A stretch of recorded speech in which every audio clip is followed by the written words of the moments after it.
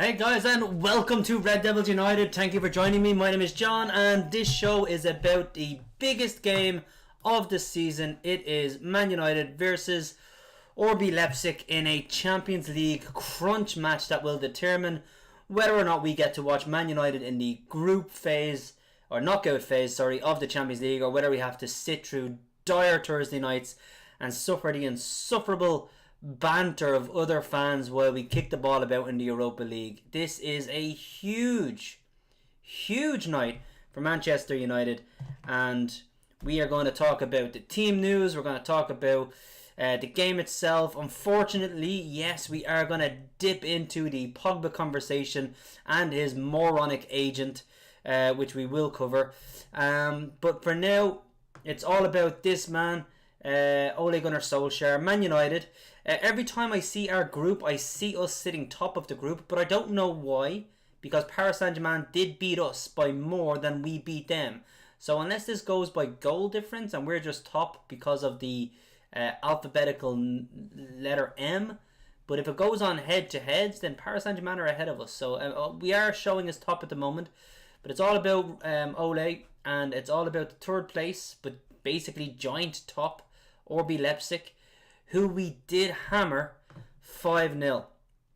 But now we have a big game to play against this crowd, and it's hard to say whether or not we can get a win, but fingers crossed we will.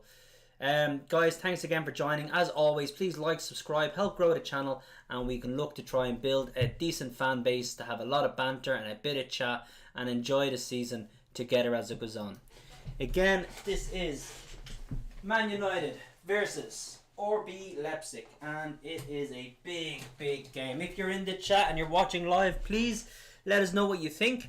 I have had one of my friends, Alex McGuire, who sent a message regarding the supposed confirmed team news. So why don't we get to talking about that here and now? So apparently, this is the team I thought we'd play, but it's not the team that Ole is picking. Ole is going with a similar formation to the game against PSG when we beat them 2-1. We have Aaron Wan-Bissaka, who is playing as a wing-back. We have Tellez, who's playing as a wing-back. Right, so they're going to higher up. And then we have Maguire. We have Lindelof, Maguire, and Shaw as a back three. So you can look at this in a number of ways. And again, we have, I believe, Mata, McTominay, and Matic, which and Van der Beek is out. So possibly this is the team. Whether or not it's the formation, it's a hard one to tell. Oh, no, and apologies. It's actually not Mata. It is, in fact, McTominay, Matic, Bruno, and the back five. So you can look at a number of ways. Okay, this team, I mean, it could be defensive. You're talking about Lindelof sitting in, Shaw sitting in, and then Tellez coming really deep. Aaron Wan-Bissaka coming deep. Matic is a defensive midfielder. McTominay is a defensive midfielder. And we could end up just, sitting back. And then you've got Bruno up here completely isolated with these two lads. So you could look at it like that. Okay, this could look like a very defensive team, maybe making sure we don't lose rather than going for the win. Now, Ole in his press conference talked about the fact that Man United don't play for the draw. They can't settle for the draw. That it risks the chance of a goal being nicked in the other end, and you end up losing the game. He also went on to say that it's not in the DNA that they have to go for the win, but this team looks very defensive if you look at it like this. However, I think we can draw or we can win, and either way we go through. RB Leipzig have to win. They're going to put pressure on, and I think we're going to try and do what we did to them in the last game. When Rashford came on and scored 3 goals in 16 minutes against tired legs. We're going to absorb pressure, and then we're going to catch them on the break with the pace of Greenwood and Rashford and the movement of Bruno and the vision of Bruno. And I think that's what we're going to do.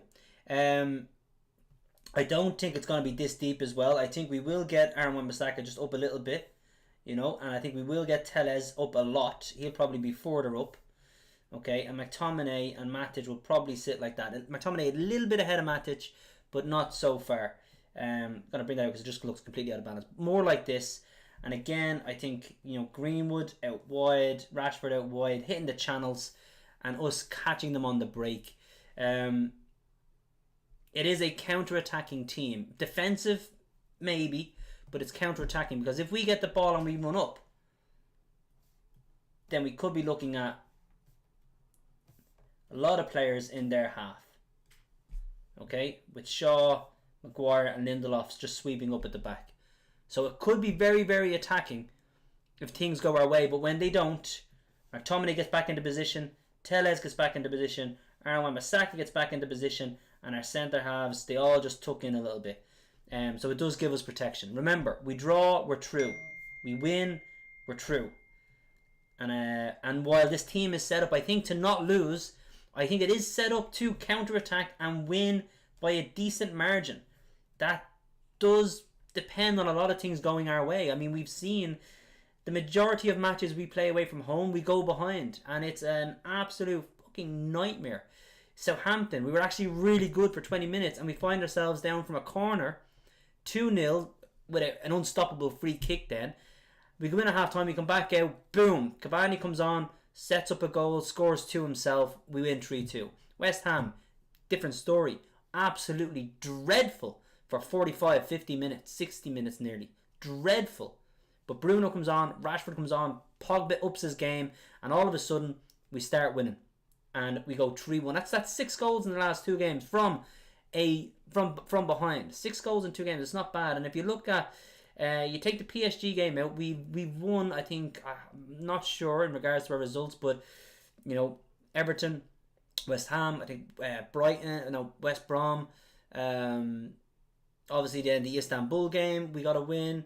I think we've gone 5 or 6 games with only 1 defeat to PSG, who, let's admit, they're not a bad side, are they? So, I mean, we haven't been doing too bad. Our form is as far as results are concerned, is actually starting to gain some consistency. Our form, as far as performances are concerned, is still as inconsistent as ever. I mean, our form right now, it's not inconsistent game to game, it's inconsistent 40 minutes to 45 minutes.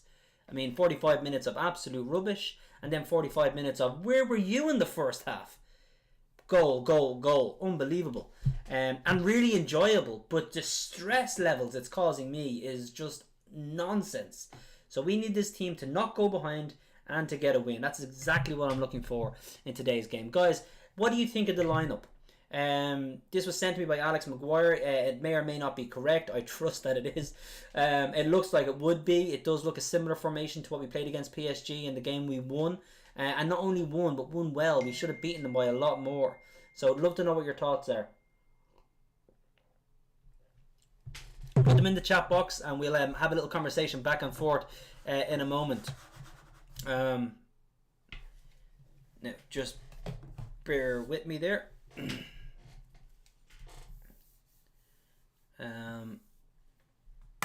Right, so a little bit of difficulty at the moment because I believe my mouse has actually died, which isn't going to help anybody. So until the mouse comes back on, you're just dealing with me and talking as we are. So let's just take up another subject, right? So I do want to talk about Paul Pogba, but briefly, because it's a distraction. And I don't want to distract from this game and what this game means to United fans, to the team, and to our progress, because it's huge. And the last thing we need to be doing is being distracted by this Paul Pogba talk nonsense. Now, you could argue, well, Pogba hasn't said anything. He didn't come out and say anything. But his being quiet is nearly as damning as his agent talking. It doesn't bode well for him. Okay, so let's look at it from 2 points of view. I'm a big Paul Pogba supporter. I'm a big fan, and I think he's a fantastic footballer and one of the best midfielders in the league. Now, we can't really look towards this season. okay, because he started off the season with no preseason like everyone else, but he had COVID, and apparently that hit him for 6. It really took effect on his fitness, his running, and his ability to get around the pitch.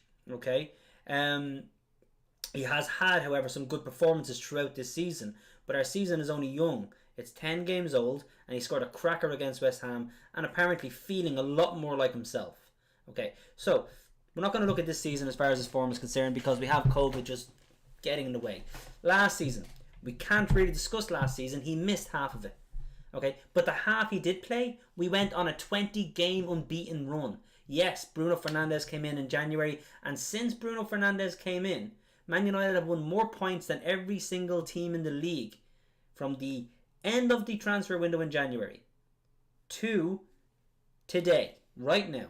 Man United have won more points than anyone in the league. That is nearly a calendar year. And no, you don't get a trophy for it, but it shows progress.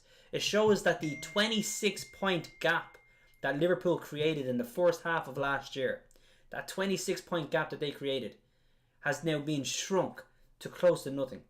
Because we have in fact won more points since January. Now, yes, Bruno came in, and he's a massive conduit for that. A lot of it is due to him and his presence and his ability. However, Pogba came back from injury as well after January of last year.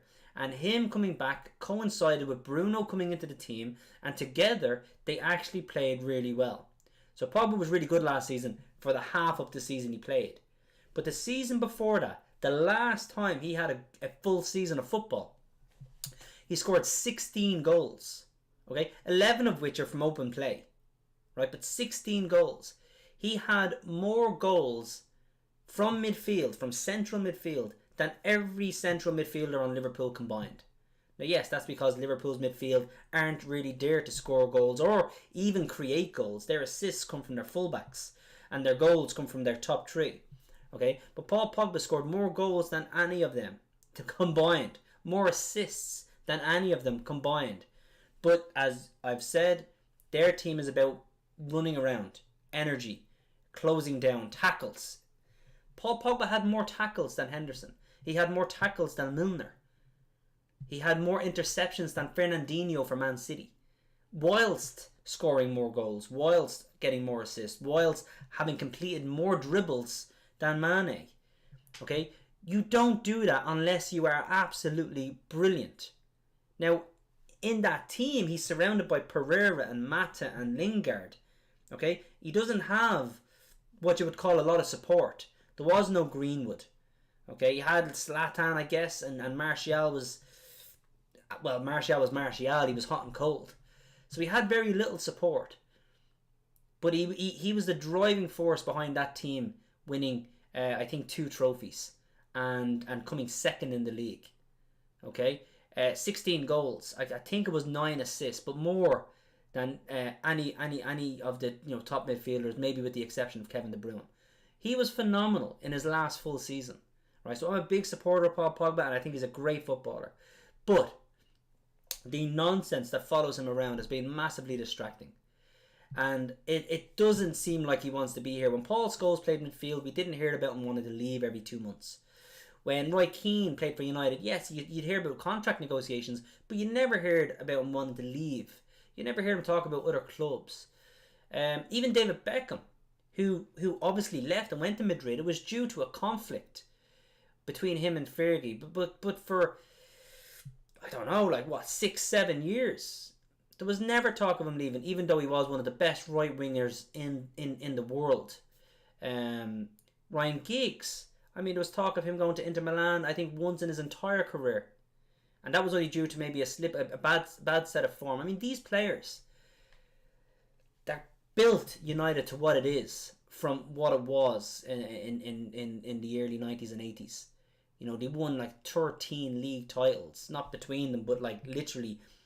Giggs won 13 titles. Scholes won, I think, 8 titles. Keane won 6 titles or something. It just goes to show that these players, they breathed Man United and they wanted to be at the club. And Paul Scholes had a chance to build an incredible legacy. A player who actually grew up in our academy and grew up a Manchester United academy grad. He went on to Juventus and he's done great things, and he's won 4 Serie A titles, he's won a World Cup, and he is, in my opinion, a fantastic player. But when he came to United 4 years ago, he had the chance to be a brilliant player, and he was surrounded by not so brilliant players, and he was in ever changing managers, and he wasn't getting supported in the transfer market, maybe like he was promised. But since then, we've brought in a lot of players, a lot of great players around him. Bruno, Van der Beek, Greenwood has graduated. Rashford is coming on leaps and bounds. He's brought in Tellez, he's brought in Maguire, he's brought in Saka. They have Henderson there for keeper for when De Gea does eventually go. I mean, they've brought in some great players around them, but that's only recently. And but back in he had his chance to build this great legacy, and he hasn't, because he's constantly surrounded by negative. Now, yes, a lot of so-called, a lot of commentators and so-called pundits have put him down. They've been overly negative. They're on his back every time he has a bad game, or they're on his back every time he doesn't score a worldie, or they're on his back anytime United lose. It's his fault, and yeah, that can be annoying. But Man United supporters have never really turned on him.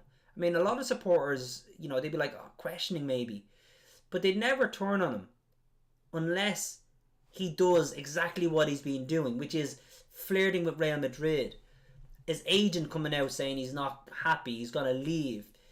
All of this stuff is just really, really annoying for the fan base. And what's happened now this week, his agent is, let's just say, he is a scumbag. He's what Fergie called him. He's a shithead. His agent is an absolute disaster of a human being.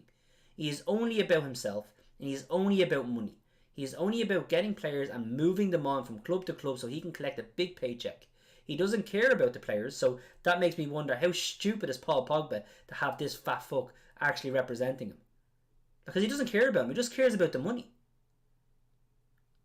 He is an annoyance at best. He is an absolute scumbag at worst. To come out with what he said on the eve of this big, massive Champions League game, and the eve of a Manchester derby at the weekend, where we're actually ahead of Manchester City. And Ole is doing a great job to keep us ahead of Manchester City, to keep us fighting within top 4. We win our game in hand and we're actually title contenders, which is, we're 2 points off is what I mean. Now, whether or not we stay 2 points off, whether or not we lose to Man City and we fall down a bit, all of that can happen. But we're there and we're competing, which is all we can really ask for as progress is made. And then this Egypt comes out and starts spouting nonsense. Paul Pogba is done with United, it's over. It's like, what are you talking about? He has a year and a half left on his contract. He'll go when we want him to go. If he goes for free in a year and a half, it's because we'll want him to. If he gets sold in January, it's because we'll want him to. If he gets sold in the summer, it's because we'll want him to. And you have this moron agent just distracting everything away from what should be a big, big game tonight. And that for me is disgusting. Then we have Paul Pogba, and what he should do is make a statement. It's very simple. You make a statement. I'm sorry.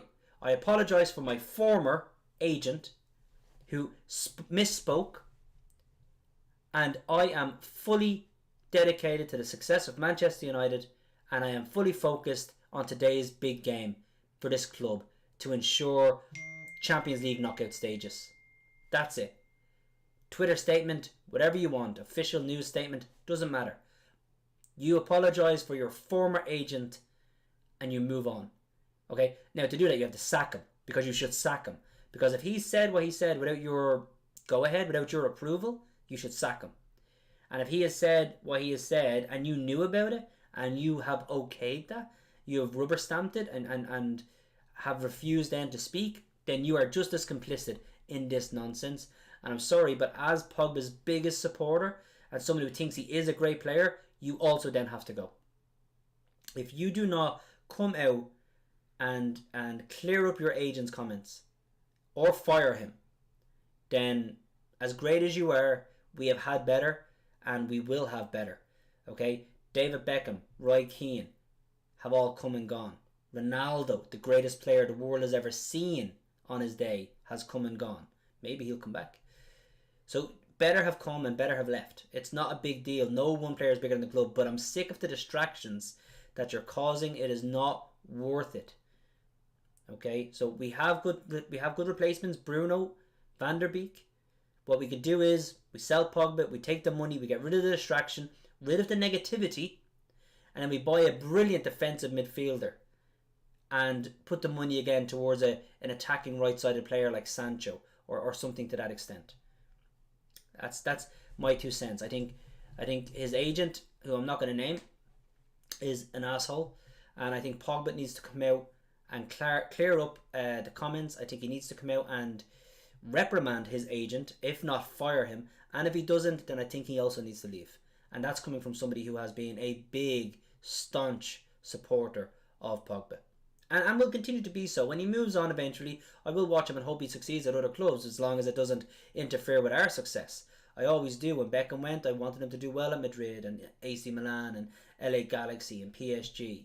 Okay, when Ronaldo went, I wanted to see him do well, but not at our expense, of course. Anyway, that's all I have to say about the Paul Pogba incident. Got a bit of charge on my thing, but this guy is an absolute soul-destroying, positivity-sucking, disgusting monster who deserves no more time on this channel. So until then, we look towards Bruno Fernandes playing well. We have Van der Beek on the bench. We have Pogba on the bench. We have a great bench. A great bench. And hopefully we'll need to utilise that later on and have some really, really good players. For me, though, it's going to be all about this big man here, Rashford. I have been a critic of Rashford over the number of weeks. I think his overall play has been poor. His overall contribution, he seems lazy sometimes. He loses the ball and doesn't track it back sometimes. And he makes the wrong decision, quite often. But he has scored more goals in the Champions League than nearly anybody so far this season. He, I think, is 1 goal away from scoring more than any Manchester United player ever has in a group stage, other than Van Nistelrooy. He's 1 goal off Van Nistelrooy. And that was, he's 1 goal off Van Nistelrooy.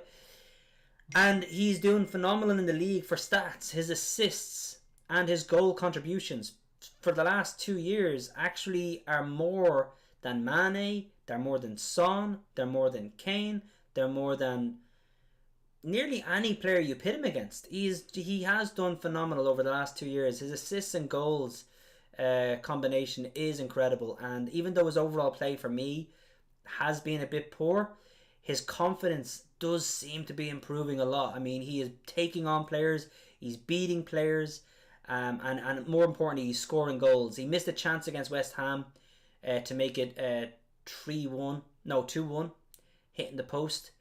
But then he went on then to score a lovely finish, lovely little chip, and it showed confidence. And I think Rashford, who scored 3 goals in 16 minutes against RB Leipzig in the last game, is going to be huge for us tonight. If he plays bad, this could spell trouble for us. If he plays great, then we could be in a great position.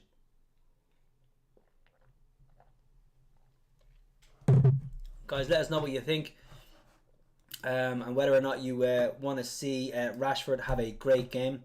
I'm going to open the chat window now. We have a few people contributing, and I want to say thank you very much for every single person who has joined live. It really does help. We'll start off with Steve Norman. Come on, be honest. VAR came on. I think he's referring to West Ham. West Ham were denied a throw-in. It looked like a legitimate throw-in. It should have been a throw-in. Both Ole and Moyes have said the ball nearly went over their heads. Now, I think that's an exaggeration. The ball did look about 2.5 foot over the line. Now, that's a lot. Obviously, that's a lot. But when the ball is 20 to 30 feet in the air, it's very hard to judge that. There wasn't a single actual camera angle that shows the ball from down the line. Every angle just showed the ball miles in the air, and to disallow a goal because of a potential throw-in, you have to be 100% sure it's a throw-in. And at the time, VAR couldn't distinguish that, and nor could the referee and linesman. The linesman was running the opposite direction, looking for an offside. So yes, they got it wrong, but we didn't score because of a throw-in. Let's get a grip, okay? I mean, they should have a throw-in, fine, and we wouldn't have scored the goal because of that throw-in. But the goal itself, Bruno Fernandes did well. He laid the ball off, and Pogba scores a 23, maybe 24 yard brilliant strike. So I'll take the goal. And in fairness, we were absolutely hammering them. Not from that moment on, but even before that. West Ham were by far the better team in that first half, but we started to destroy them. We should have scored maybe 4 or 5 in that game in the second half. We were always going to win it when Bruno and Rashford came on and played as they did. And even then, Greenwood started to liven up because I thought he was very poor, and Pogba started to liven up because I thought he was very poor. Now Pogba, it turns out, actually had more touches and passes than any player on the pitch, but I think a lot of that happened in the second half. Robert Fox says, evening lads, evening Rob Fox, who has the Red Devils Den, a new clubhouse that we're all waiting to join in, and we'll do some live broadcast from the Red Devils Den that Rob Fox has kindly offered to bring. We'll have some supporters there. We'll do a pre-match show, and then we'll do a watch along as the game actually takes place. Could be really good fun. So thanks for that, Rob. Steve Norman, the team selection is to contain, stay in it, and try nick it. Steve, I don't think you're wrong, but I think try nick it is a little bit harsh. I think the team selection is to contain, is to absorb, and is to catch them on the break. Not to nick it, but to catch them on the break 3 or 4 times. I think they're hoping to score 2, 3 or 4 goals by catching them on the break. This game is on a knife edge while it's 0-0.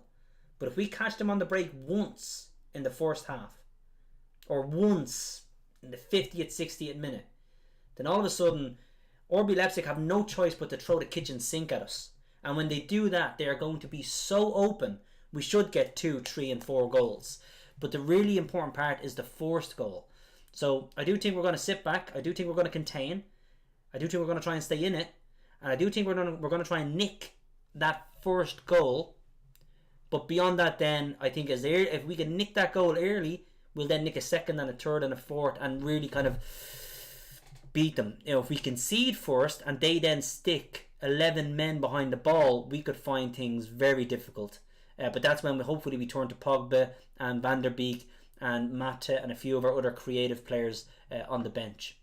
Rob Fox says, needs to go, said it for years, bad attitude, and it affects the team in a negative way. I don't, it's hard to disagree. I don't think he has a bad attitude. Maybe he has a bad attitude in how he goes about his career and how it goes about his negotiations and his dealings with his agent at Man United. I don't think he's a bad attitude in the dressing room. I mean, you look at him in the dressing room in France, he's a leader. I do think there have been bad apples in the dressing room. I think Di Maria, I think Sanchez, I think there's been negative, but I don't think Paul Pogba has a bad attitude in the dressing room. I think he tries to drive the team along. I think he was maybe promised things when he first signed that never came to fruition, certain signings or people coming in and left him maybe feeling a bit disillusioned. But I do think now is probably the time to go. Like I said, if he doesn't come out against his agent, then he is complicit in what his agent is saying, and that for me is just it's crossing a line, especially the timing of it all. I mean, it's bad enough to say what was said, but the timing is just disgraceful. Andreas, he also had more negative headlines in the newspapers. He did. That's the thing. He's surrounded by negativity. Now, it's never the fans. I think it's the papers, the pundits. It's like Ole. They jump on Ole. When is Ole going to be sacked? Is Ole under pressure? Oh, this is a big game for Ole if they lose this game. Ole is sitting 5 points off top of the table with a game in hand. So potentially 2 points off top. He's sitting ahead of Man City. Nobody talks about Pep being sacked. Arsenal are sitting 15th. And all the pundits are lauding Arteta when they beat United. But they still don't talk about him being sacked.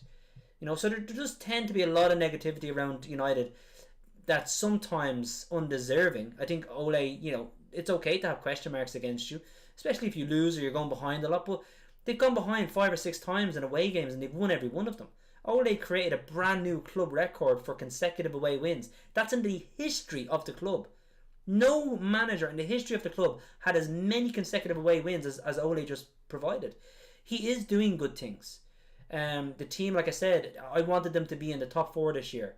But right now, with the inconsistency that surrounds us, they're still competing. They're still in competition for the title.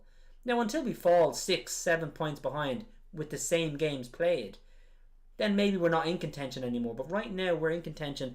And I think Ole gets all that negativity against him. And it's like Pogba. He got a lot of negativity against him. Some of it was deserving. A lot of it I do feel wasn't, and that is unfortunate. Um, but he has to be able to deal with that. He's a grown man, and he can deal with that by performing on the pitch, not by coming out and talking about Real Madrid. So he doesn't help himself a lot of the times. Alex McGuire. Think you'll see an overload on the left hand side. Leipzig right full looked weak in the last game. Rashford, Tellez should link up well with Shaw covering left hand side with the fourth back. I think you're right, Alex, and I do think you were correct in the WhatsApp group when you said it does look like a team with a lot of balance. Okay, we have McTominay and Matic. There's a lot of defensive there, but McTominay has the legs and Matic has the positioning. I do think Tellez will be up the pitch a lot because he's got great cover behind him in Shaw. I think Aaron Wan-Bissaka will be up less because his cover is Lindelof. And I think Lindelof will play too narrow. So Aaron Wan-Bissaka will be forced to play deeper. But Tellez will absolutely be up that left-hand side. And him and Rashford should combine to either get good crosses in for Bruno arriving late or for Greenwood to come in. I think there's a lot of potential and balance in the lineup and a lot of chance to overload, but I do think Steve is right that a lot of it's going to be on the counter and not so much from possession. Andreas, I'm sorry, I'm just so angry at him right now. I'm thoroughly angry at Pogba. I'm more so angry at his agent. I think he's an absolute plague to football. I think he is just a leech that leeches off his players for money, that wants to move them from club to club just so he can make himself richer, and he doesn't care about the players or their legacies or how their fans see them or anything. And I think a lot of players have been sucked in by him in the same way innocent people are sucked into cults. And if Pogba can't get rid of him, he's going to have a career that consists of a good time at Juve, a bad 4 or 5 year spell at United, even though he won trophies and did well. It's just surrounded by negativity because of his agent, and that's hurting him. And then he'll go to Madrid, and if he thinks the United fans are bad, just wait till he goes to Madrid and has a bad game. So, I'm angry as well, and he needs to clarify that himself. He needs to come out, and he needs to sack his agent. And so does everybody else that has that guy as an agent. Steve Norman, stats are false. You don't tackle when you have the ball. How many goals against were down to his sloppiness, misplaced passes, lack of effort? Probably a few. I know for a fact there was a couple I saw where he lost the ball and it ended up being a goal. But when a midfielder loses the ball, he should have 4 defenders behind him. So I don't really put down him losing the ball and then a goal being scored at the other end his fault. Everybody should have the ability to play football and express themselves, and a willingness and understanding that I'm going to lose possession, and when I do, I need my players to back me up, and that should be what happens in football. A player, whether you're Ronaldo, Mane, Salah, Messi, Pogba, Hazard, Kevin De Bruyne, you should be able to play with a freeness that and an understanding that I'm going to try and do something that doesn't. And Bruno Fernandes does it a lot. Bruno Fernandes loses possession a lot, but you should be able to do that because you have players around you who are meant to cover. It's a team sport, so I don't think any goals are down to simply him. Yes, he misplaces passes, but he also does well, and again, his job is to score goals, to assist goals, but he also tackles well. And yes, you say you don't tackle when you have the ball. Man United have as much possession in games as Liverpool have. Liverpool play West Ham, or will Liverpool play, Everton? Man United will have possession just as much. Okay, Liverpool maybe edged the possession recently. Yeah, Man United might have 60% possession or 65%. And Liverpool will have 65 or 70% possession on a good day. So what? It's not even Pogba's job to tackle. He's scoring goals and getting assists. Okay? The worst part of his game, which is tackling and intercepting, he does better than Henderson and Milner and Fernandes. So the fact that he's doing better is laughable. He shouldn't even be close to them, regardless of how little their opposition has the ball in your eyes. Like Pogba as an attacking midfielder who's creating goals and scoring more goals, not than any of your midfielders, but any 3 of them combined. He shouldn't even be close in the defensive stats. And yet he's not only close, he's better. But your team is designed that way, and that's fair enough. Your team won the league. I'm not arguing that. I'm saying Paul Pogba is a great player who is underestimated and has gone wayward with how he is conducting himself and how his agent is conducting him. And I, as his biggest fan, as in that little defence there just suggests, even I am ready to now part ways and move on to a more positive outcome. Robert Fox, I'm sure Pogba knew he was going to talk about it and move, otherwise he would have said nothing to do with it. Yeah, he should have said he'd nothing to do with it. I'm absolutely, because he hasn't come out with a statement, and maybe he'll come out with one after this game. Maybe his focus is on this game and he doesn't want to keep this discussion going in the media, which is fine. He might have been told, look, just don't say anything. Man United have refused to comment, you don't comment, let this blow over until after the City game or after this game. We see what happens in this game. We need to get through. This is all our focus should be on this game. Maybe he's being told that. Fair enough. But if he doesn't come out at all with a statement, then yes, he absolutely knew about it. And like I said, he's complicit and therefore he should go. If he does come out and he sacks his agent, then I'll be happy. If he sacks his agent and signs a 5-year contract, I'd be delighted. But if he doesn't sack his agent and he has something to do with this, or even he knew about it, in my eyes, then he also has to go. Rob Fox, so Steve Norman, you look a bit like his agent. Okay, well, thank you, Steve. Let's have a little look here. So, me, his agent. Me, look like his agent. alright, me, his agent. Now, in fairness, I am slightly jealous of the amount of facial hair the guy can grow because I can't grow any. But other than that, no, not much. Steve Norman, the only reason Pogba hasn't left today is because no one wants him. That's untrue. I'm pretty sure Juve will be delighted to have him. I'm pretty sure Real Madrid will be delighted to have him. I'm pretty sure PSG will be delighted to have him. I'm pretty sure Man City will be delighted to have him. I'm pretty sure he would walk into just about every single midfield that exists in world football today. And any midfield he wouldn't get into, it's because that team is moronic.